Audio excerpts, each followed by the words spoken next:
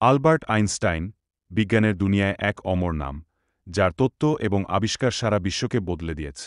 তবে তার জীবনের কিছু অজানা ও বিস্ময়কর দিক রয়েছে, যা তাকে এক অনন্য মানুষ হিসেবে গড়ে তুলেছিল। ছোটবেলায় আইনস্টাইন ছিলেন একটি অস্বাভাবিক শিশু। 3 বছর বয়স পর্যন্ত তিনি কথা বলতে পারেন। তার বাবা-মা এতটাই চিন্তিত ছিলেন যে তাকে চিকিৎসকের কাছে নিয়ে যাওয়া।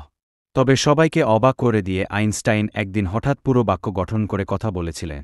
ছোটবেলার এই সমস্যার জন্য অনেকেই ভাবতেন তিনি ধীরগতির, কিন্তু তার মনের গভীরে চলছিল এক শক্তিশালী চিন্তার প্রক্রিয়া, যা অন্যরা তখনও বুঝতে পারেন। আইনস্টাইনের স্কুল জীবন ছিল কষ্টক।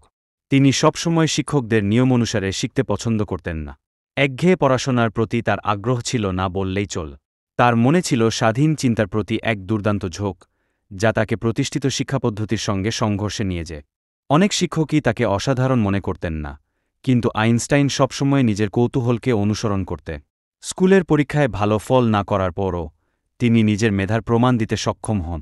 আইনস্টাইনের জীবনে চুম্বকীয় কম্পাসের ঘটনাটি খুবই গুরুত্বপূর্ণ ছিল। একবার ছোটবেলায় তার বাবা তাকে একটি চুম্বকীয় কম্পাস উপহার দেন।